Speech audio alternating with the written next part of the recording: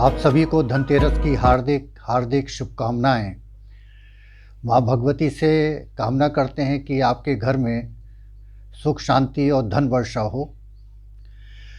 लेकिन इस धन के बारे में यहाँ हम कुछ चर्चा करते हैं कि धन कहाँ किसे गया है, धनतेरस का मूल अर्थ क्या है, आपके घर में धन की वर्षा कब होगी। 3 शब्द आपने सुने होंगे, तन, मन और धन। बोलने में तो बहुत सहज हैं, तन, मन, धन, और हमें लगता है कि ये तीनों चीज़ें जो हैं वो हर एक इंसान को प्राप्त होंगी, लेकिन ऐसा है नहीं। तन, मन, धन तीनों चीज़ें कभी किसी के पास नहीं हुई और ना होंगी। बहुत विकट शब्द हैं ये। किसी के पास तन होगा तो मन नहीं होगा और धन नहीं होगा। किसी के पास तन भी होगा, मन भी होगा तो धन नहीं होगा। किसी के पास धन होगा तो मन नहीं होगा, और मन होगा तो तन नहीं होगा। कभी तीनों चीज़ें समान रूप से किसी के पास नहीं होंगी। जो निर्धन हैं वो धन के लिए तरसते हैं, जिनके पास धन है उनका मन कमज़ोर होता है, उनका तन साथ नहीं देता। इसलिए लक्ष्मी जी राजा को रंक भी बना देती हैं और रंक को राजा भी बना देती हैं। लक्ष्मी जी आती हुई अच्छी लगती हैं, जाती हुई अच्छी नहीं लगती हैं। एक कहावत भी है कि बुरी मुद्रा अच्छी मुद्रा को चलन से बाहर नहीं करती। ऐसा कैसे? ऐसा कैसे? अच्छी मुद्रा आती है बाजार में,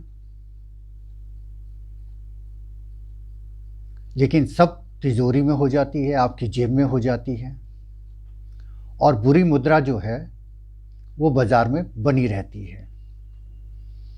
यही मानवीय स्वभाव भी है कि बुरी मुद्रा अच्छी मुद्रा को चलन से बाहर कर देती है। हम भी यही कहते हैं कि सारा सुख सारा धन हमारे पास हो, हमारा पड़ोसी जो है वो निर्धन रहे, हम सुखी रहें, संपन्न रहें। ये लक्ष्मी जी का आचरण नहीं है और ना इस धनतेरस का मतलब है। इस धनतेरस की शुरुआत कहाँ से होती है? वो होती है तन से। देखिए यहाँ भी स्वास्थ्य है, और समुद्र मंथन में भगवान धन्वंतरी जी का प्रादुर्भाव हुआ। अमृत कलश लेकर निकले। अमृत का मतलब ये नहीं होता कि आपको अमृत पिला दिया और वो। आपके लिए अमृत क्या है? आपके लिए अमृत है आपका स्वास्थ्य है, आपका शरीर। इसीलिए आयुर्वेद के जनक भगवान धन्वंतरी धनतेरस पर प्रकट हुए, क्योंकि यदि आपका तन होगा तो सब कुछ जीवन में धन ही धन है। धन को कई अर्थों में भी कहा गया है। यहाँ हम आपको ये भी बताएंगे कि इस धन के अर्थ क्या हैं। केवल रुपया पैसा नहीं है इस धन का अर्थ। आपका घर भी आपका धन है, आपकी संतान भी आपका धन है, आपका मन भी आपका धन है, आपका तन भी आपका धन है, आपकी राजलक्ष्मी भी आपका धन है, आपकी गृह लक्ष्मी भी आपका धन है। धन भी है, धान्य भी है। धन के साथ धान्य जुड़ा है तो धान्य भी धन है। सभी कुछ धन है, लेकिन ये धन आपको कब प्राप्त होगा? जब आपका मन, मस्तिष्क और तन जो है वो साथ देगा। इसलिए इस धन का अर्थ समझिए। हम यहाँ आपको व्यवहारिक उपाय बताएंगे, हम आपको बहुत ज़्यादा पूजा पाठ नहीं बताएंगे, वो बात बताएंगे जो आप कर सकें। धनतेरस के दिन खरीदारी का जो समय निकला है उसमें कई मुहूर्त हैं।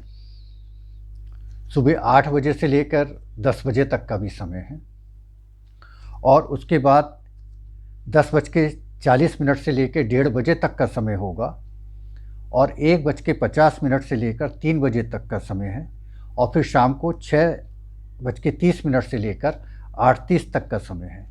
सुबह 8 से 10 तक का जो समय होगा वो स्थिर लग्न होगा, वृश्चिक होगा। बहुत शुभ माना गया है 8 से 10 बजे के बीच में, लेकिन तब तक बाज़ार तो नहीं खुला होगा। तो इस 8 से 10 के बीच में आप क्या करें? आप निश्चित रूप से कुछ सब्जियां ले आइए, हरी,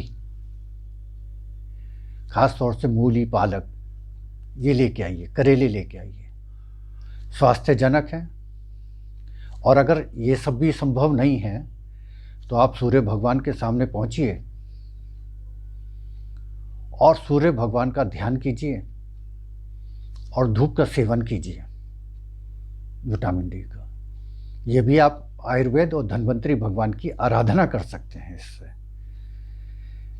दूसरी चीज कि 3 बजे से लेकर 4:30 बजे तक राहु काल होगा। इस राहु काल में खरीद ना करें, और अगर खरीद करनी है तो फिर क्या करें? तो आप जो है चंदन की माला लेके आ जाइए, मोर का पंख लेके आ जाइए और चंदन बट्टी ले आइए।